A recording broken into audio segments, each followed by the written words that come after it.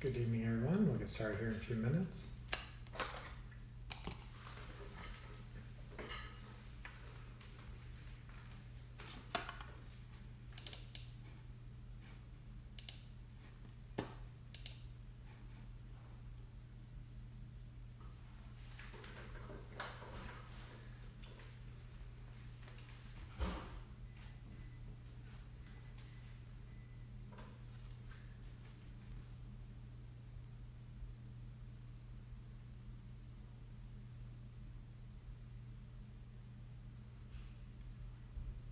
We got looks like about 4 people on Zoom, so I know one of them is a family member at least, so welcome.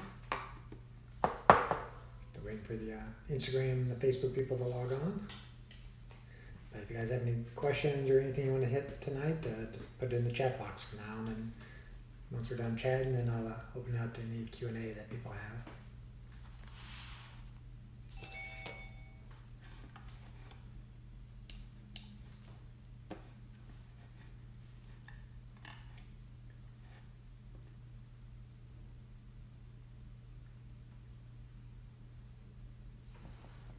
All right, well, I don't like to make people wait, so it's 2 minutes in, and we'll put up a replay for anybody who joins late. So, good evening, everyone. Thanks for joining me. I'm Dr. Michael Twyman. I anticipate everybody on the call tonight knows who I am, but I'm a heart attack prevention expert, a biohacker, health optimizer, and right now a person who reads a lot about COVID-19. So tonight we'll kind of go through the COVID-19 update for at least St. Louis area, and we can answer any questions that you do have, and then I'll kind of open it up a little bit more to kind of some of the things that you can do to keep yourself resilient during these times, and things that can let you know if you're metabolically flexible or metabolically healthy. So it looks like about 1.3 million people are infected right now, over 75,000 deaths with COVID-19, and we're now just in the high ramp-up part of the exponential growth. Potentially, St. Louis region might start peaking, mid next week or the week after that. So even though it's just peaking, it's still going to be going on for a longer period of time than most people realize. That this is going to be over by the end of April is not likely at all. In Wuhan, the outbreak started in November. There's people still locked down after 15 weeks in Wuhan, and they're still having community spread. So even if we hit the peak soon, we're going to still have transmission for a long period of time. And listening to many podcasts today, the thoughts that there's any time soon having a vaccine is a myth. They might be able to get a vaccine fast, but to make sure that it's safe enough to administer to people, that's going to take a longer time than people really want to realize, I think, at this point. And the best time still is just to buy time by social distancing. If the virus can't spread because you're not seeing a lot of people, then the virus transmission cuts down, that R0 comes down. The virus still is very contagious, but it's not necessarily highly fatal, except in certain populations. Over the age of 60 with more comorbidities, you start increasing the risk. So those risks are diabetes, heart disease, hypertension, obesity, autoimmune conditions, cancers, and if you're over the age of 80, those are kind of the major ones. Also smoking and lung disease. The reason that is probably due in major part to your circadian rhythms, your 24-hour cycles that we frequently talk about. So for those that haven't heard me, I frequently talk about those 4 pillars, the optimal sleep, optimal nutrition, optimal exercise, and stress relief. Any of those 4 pillars break and your circadian rhythms get mismatched, your hormones are misbalanced, your neurotransmitters are misbalanced, and your immune system doesn't work as well. So this may be one of the plausible reasons why people with obesity and diabetes are having more mortality, is because their circadian rhythms are messed up. You've probably frequently heard me talk about things that really set that circadian rhythm is the light that enters your eyes. So outside, nothing blocks your eyes from the sun. When you're inside, wear blue blocking glasses.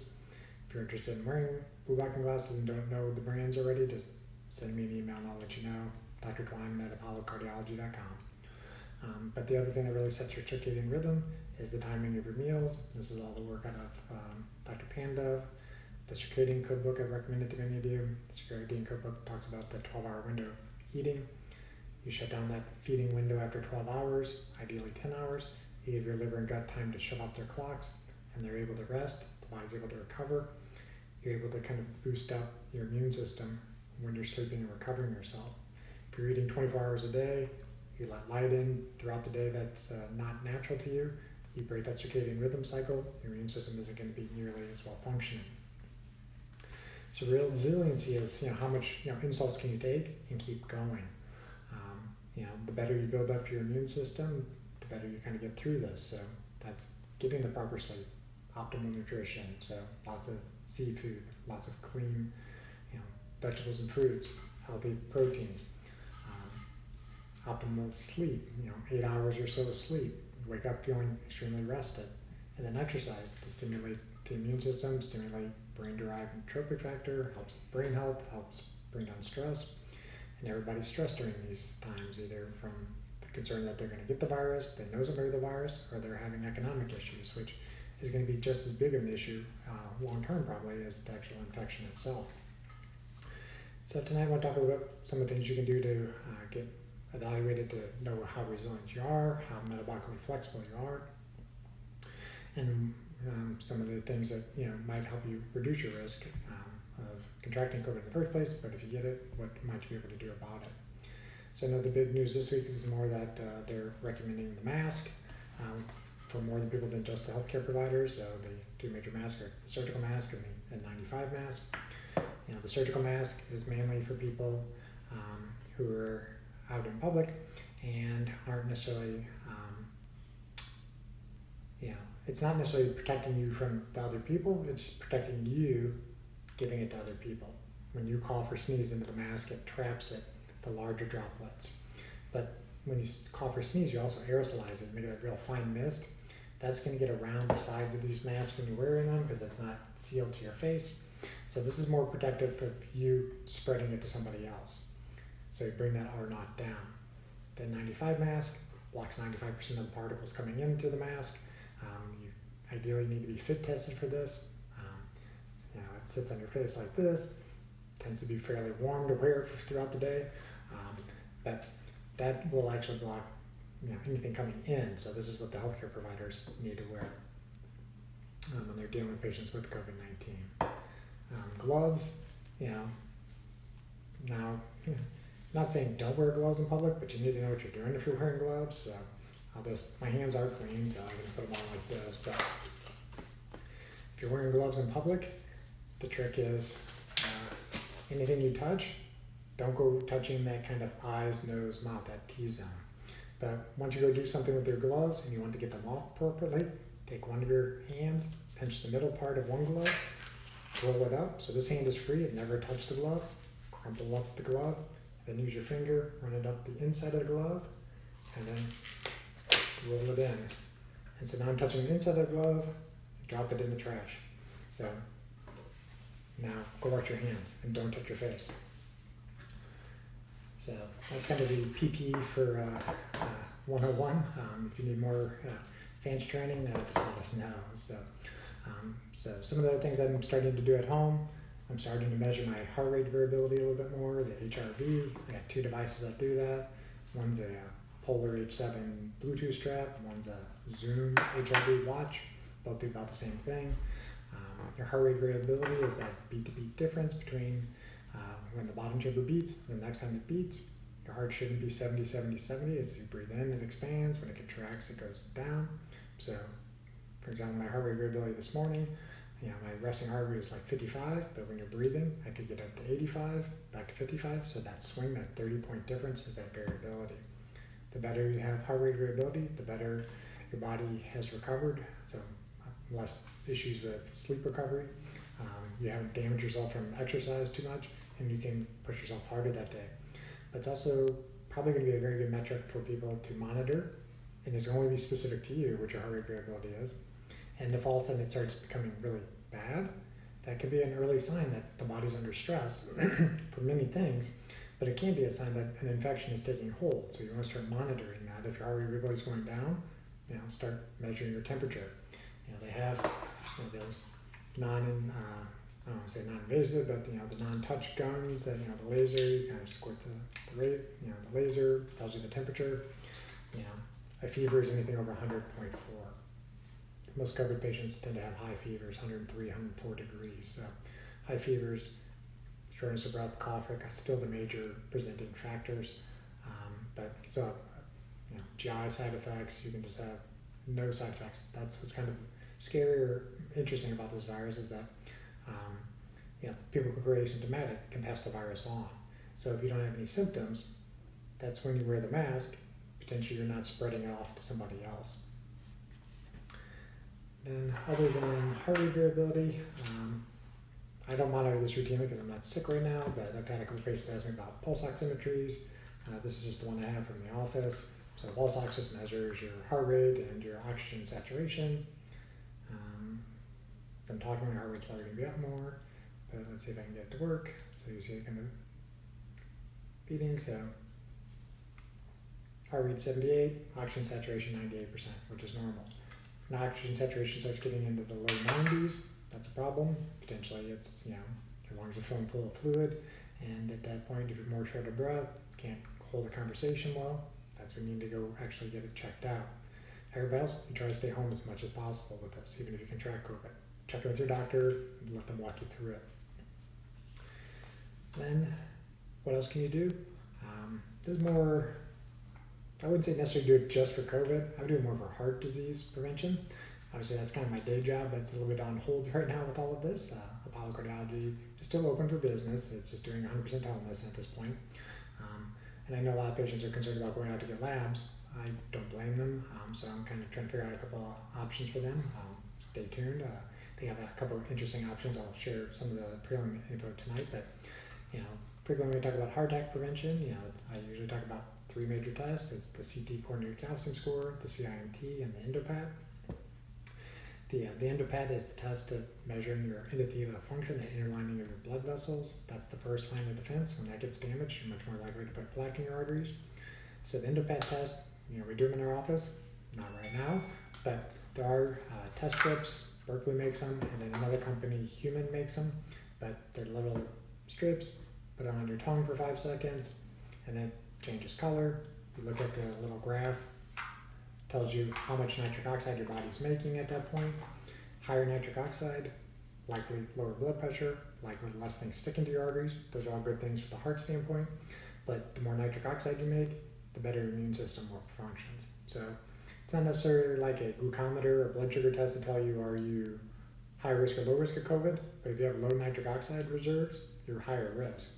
So I'm going to start screening myself with that, and then I have that available for my patients as well, so they can screen if they want to know, what is the risk from a cardiovascular standpoint, or if they're really kind of advanced biohacker for COVID, they can buy these strips and test themselves at home. And then kind of transition into the are you metabolically healthy? The number one thing that we talk about mostly for cardiovascular risk is metabolic syndrome, where you have high blood sugars, high cholesterol, obesity. But why do those people tend to do worse with COVID? It's again likely due to their circadian rhythms are out of balance. But high blood sugars and viruses, they like each other. The viruses tend to work better in a high glucose environment.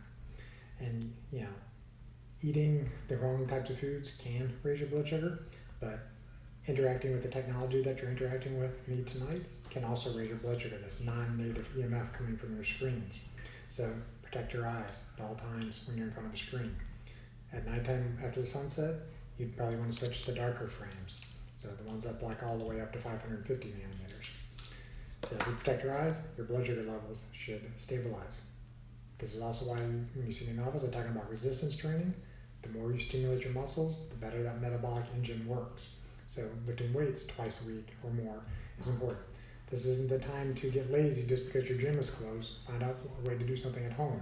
There's people doing online classes, bodyweight things you can do at home. You don't need to be, going to a gym just to stay active. This is the most important time for you to stay healthy. Your health is your wealth. You have to invest in your health right now. For patients who are diabetic, they're used to, doing the finger stick and checking their blood sugar. They should continue to do that per their doctor's orders. For people who aren't diabetic, maybe they're just pre-diabetic or borderline diabetic, or had some issues before with insulin sensitivity, might not be a bad idea to check your blood sugars as well right now. If your blood sugars are well controlled, and typically what I mean by well controlled blood sugar would be a fasting blood sugar of 85 or less, you're metabolically healthy at that point for the most part. There's other things you got to check, but with the labs being closed for, the main things I do, all those advanced testing, I'm not going to have all access to those things at this point, but if you have fasting blood sugars that are in the low 80s, I'll be pretty happy that you're metabolically fit. And if your hemoglobin A1C, that's your 90-day average blood sugar, without medications, ideally should be 5.1. So for 5.7, you're pre-diabetic, over 6.4, you're diabetic. The higher it is, the higher the risk there likely is for you. Not only from a cardiovascular standpoint, but COVID-19. Saw a very interesting graph over the weekend. I put it up in the Facebook group, and if you're not in my Facebook group, it's free to join. It's Apollo Cardiology. Just send a message in Facebook, and we'll let you in. But the number of deaths of COVID, how fast it ramped up, that's the number 3rd cause of death in the United States right now. About 1,700 people die a day from heart disease, from things like 1,500 a day from cancer, and there's already 1,300 people a day from COVID-19 as of this weekend. And this is the week that it's going to even increase. So you want to have your metabolic health in check. Some other things that I'm going to be branching out in the very near future for Apollo, so stay tuned, is doing more hormone testing. I've done this one myself at home. The Dutch Plus test measures your cortisol and melatonin levels. Those are markers of your circadian rhythms and also your stress. So if you have really high cortisol, your body's blood sugars are likely to be higher, your blood's stickier, more likely to clot. If your melatonin's really low, melatonin is the hormone that repairs your mitochondria, the things that make energy for you at night. If you have low melatonin, you're going to have a poor immune system for the most part. So I'll be able to check people to see how healthy are they with that. This test also is very comprehensive at checking your full male panel, your testosterone, your estrogen levels. So while I'm not a hormone replacement expert by any means, your hormones are a marker of your environment. If your hormones are working appropriately, that means you're doing the right things. You're getting the right light into your eyes. You're moving your body appropriately. You're usually fueling the body appropriately, and you're sleeping appropriately. If your hormone panel is wrecked, you got to look at your environment and see what you're doing. If you can't get it fixed with your environment, then that's when you need to work with a hormone replacement specialist. So I'll at least get you started on that panel soon. And then I've also found 2 companies that can mail you a kit to home. It's basically going to be like a glucose check. You prick your finger, put it on some paper, mail it in like 5 days, you get some results back. Not going to be nearly as comprehensive as my Boston Heart Lab or the Cleveland Heart Lab panels, but I can get you a traditional lipid panel, vitamin D, high sensitivity CRP, how much inflammation's in your system, your hemoglobin A1C, your 90-day average sugar. You can check thyroid function if you really want to at this point, but as I already said, I really want people to double down. This is the time to invest in your health. This is the time to make sure you're metabolically flexible, because if you get sick, it doesn't matter how nice of stuff you have if you haven't taken care of your own body and your resiliency. So so that's kind of the main things I wanted to hit upon tonight. I will be still sending out messages, email at least once a week, and have my things on the Facebook group mainly, also on Instagram every once in a while, doing some Instagram lives. But I'll let you know when Apollo Cardiology fully opens up back to doing cardiovascular screening. We'll be doing CIMTs, measuring your artery age. We'll be doing the EndoPATs, measuring arterial health, and then I'll send you out for the calcium scores if you need those to tell you if you're building up plaque in your arteries. But I hope everybody's doing well. If you need anything, reach out to me at apollocardiology.com. So I do thank you guys for your attention tonight, and I'll open it up to any questions you have. So let me pause this and let anybody who would like to. You could unmute yourself if you like. Click on the bottom left and ask a question, or if you want, you can type it in the chat box. And welcome to the people on Instagram. Thanks for joining tonight.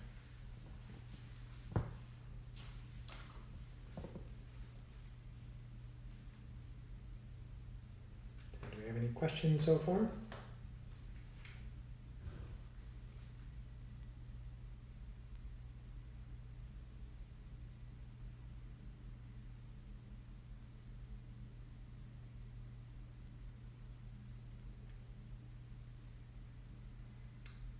We're waiting for the questions to get in. Another thing, I don't routinely have access to this, but I recently was able to, is I do have the ability to do home sleep studies now. I contracted with the company that makes my EndoPAT machine. They make a home sleep study kit. sort of looks like this in a way. It's a watch, hooks up to your finger, measures the oxygen levels in your finger, and also has a little chest strap. It's actually a disposable unit, so you use it one time, so it's never touch another patient. You don't need to clean it. You just take it out of the box, wear it, use it, syncs to your phone, sends it to the cloud, and tells you, do you have sleep apnea or not? Or if you already have sleep apnea and you're wearing a mask, you want to know, is that working well for you? You can still do one of these studies at home, get the data, and throw the thing away, and you're not exposed to anything. So if you're interested in a sleep study, let us know about that as well. So there's a question: is there a difference in COVID risk between people with hypertension versus hypertension which is successfully managed by the medication? It's a great question, and I don't think it's 100% elucidated that they know for sure. But people who have hypertension tend to be older individuals, so that's one of the reasons that they're kind of in the high risk category. But the other one is that people with hypertension tend to have upregulation of the ACE2 receptor. That receptor is where the virus binds to get into the system. It's on the lungs, it's on the heart, there's also ACE2 receptors in the gut. So it's kind of a very complicated topic because certain medications turn on the ACE2 receptor, so there's more of them, but the virus wouldn't likely as bind even though there's more. There's times where the receptor comes down, but then bounces back up after a couple of weeks. So it's a little bit of a complicated story of the blood pressure medications that affect that receptor. So right now, people are on certain medications, the ACE inhibitors or the angiotensin receptor blockers, the medications that end in sil, like lisinopril, zestril, prenavil, are the ones that sound in Artins, losartan, valsartan. You should still stay on those medications. Talk to your doctor. If they want to change you for some reason, let them talk to you through it. Don't stop it on your own. Good question.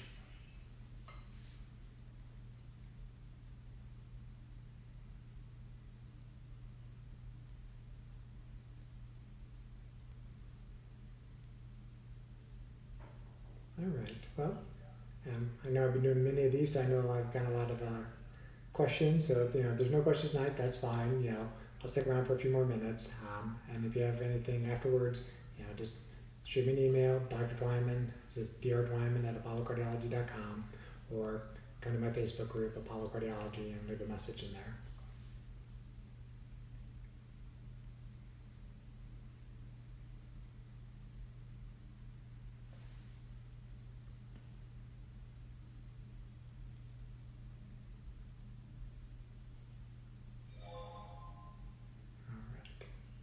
Well, doesn't seem to be any other questions coming off Facebook or Instagram, so I guess I will shut it down a little bit early tonight. Thank you for joining me, and I'll see if there's enough interest. Maybe I'll do another one of these later this week. So you guys take care, and we'll see you soon.